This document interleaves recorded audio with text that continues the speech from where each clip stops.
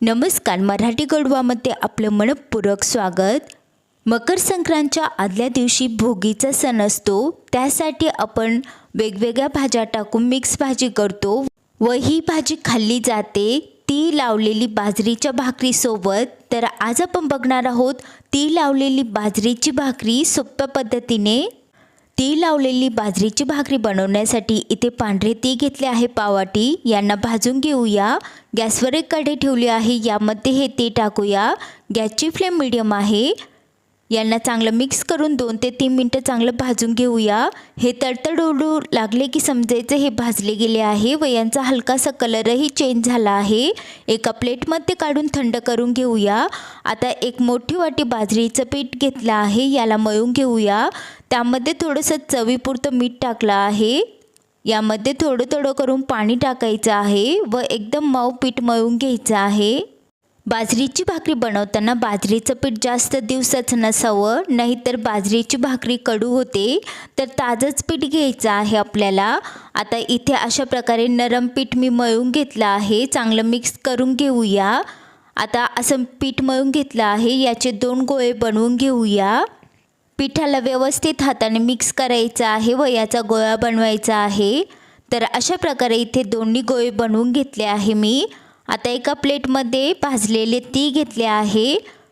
पोळपाटवर थोडंसं पीठ टाकून घेतलं आहे, याच्यावर आपण भाकरी थापणार आहोत।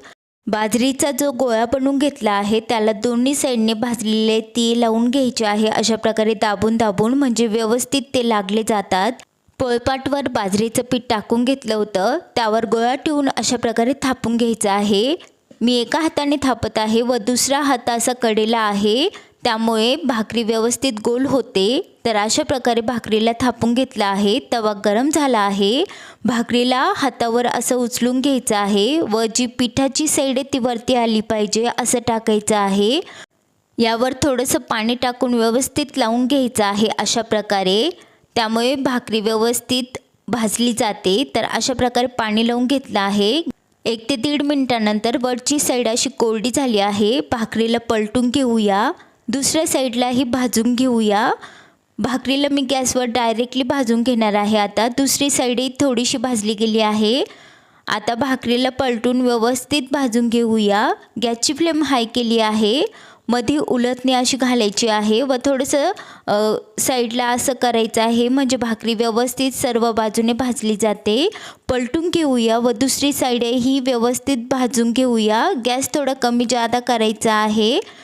भाकरी व्यवस्थित भाजली गेली आहे, तुम्ही बघू शकता।